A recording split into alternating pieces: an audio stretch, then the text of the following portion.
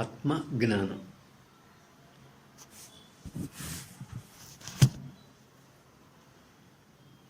ఆత్మజ్ఞానం అంటే ఏంటి అసలు? దానికి జవాబుగా మనకి మహాత్ములు ఏం చెప్తున్నారయ్యా అంటే, బ్రహ్మాది స్తంభ పర్యంతం జగత్ నాశే అపి తిష్టత. అపి తిష్టత అంటే నువ్వు, అంటే బ్రహ్మాది స్తంభ పర్యంతం, బ్రహ్మ నుంచి చతుర్ముఖ బ్రహ్మ నుంచి గడ్డిపోచ వరకు అన్ని నామరూపాలతో ఉన్నవే.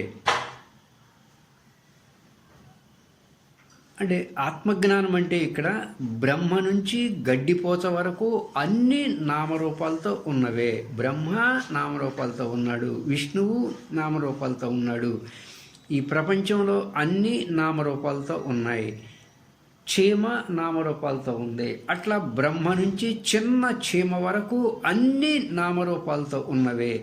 నామరూపాలతో ఉన్నవి, పదార్థాలుగా ఉన్నవి ఎప్పుడూ మార్పు చెందుతూ ఉంటాయి. ఒక్కోటి చాలా తొందరగా మార్పు చెందొచ్చు, ఒక్కో దానికి చాలా సంవత్సరాలు పట్టచ్చు మార్పు చెందటానికి, కానీ మార్పు అనేది అనివార్యం.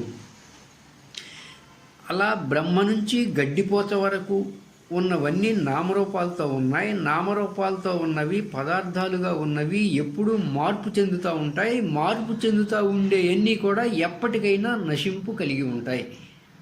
అందుకే ఏమన్నారయ్య అంటే, సాకారం అనృతం విద్ధి, నిరాకారంతు నిశ్చలం అన్నది వేదం.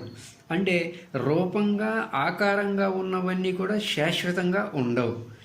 నిరాకారంగా ఉన్నటువంటి విశ్వ చైతన్య బ్రహ్మము లేదా నిరాకారంగా ఉన్నటువంటి ఆత్మస్వరూపము ఏదైతే ఉందో అదే నిశ్చయంగా ఉంటుంది, అదే శాశ్వతంగా ఉంటుంది. ఆకారం ఉన్నవన్నీ, పదార్థాలుగా ఉన్నవన్నీ, నామరూపాలుగా ఉన్నవన్నీ బ్రహ్మ నుంచి గడ్డిపోత వరకు ఏవైనా కానీ నాశనమైనా కానీ విశ్వ చైతన్యమైనటువంటి బ్రహ్మములో ఏ మార్పు ఉండదు.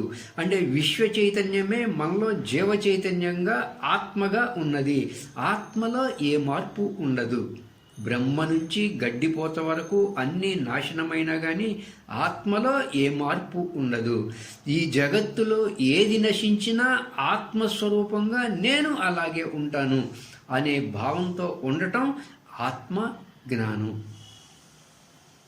అంటే బాహ్య ప్రపంచ వస్తు విషయాలతో ఏమాత్రం వ్యామోహం చెందకుండా, తన స్థూల దేహంతో ఏమాత్రం వ్యామోహం చెందకుండా, అలాగే మనస్సు అయినటువంటి తన సూక్ష్మ శరీరంతో వ్యామోహం చెందకుండా, అజ్ఞానము తనలోనే ఉన్నటువంటి అజ్ఞానమైనటువంటి కారణ శరీరముతోనూ వ్యామోహం చెందకుండా, నేను ఈ విశ్వ చైతన్య స్వరూపాన్ని, నేను ఆత్మ స్వరూపాన్ని, అంటే ఈ విశ్వ చైతన్యమే నాలో ఆత్మస్వరూపంగా ఉన్నది.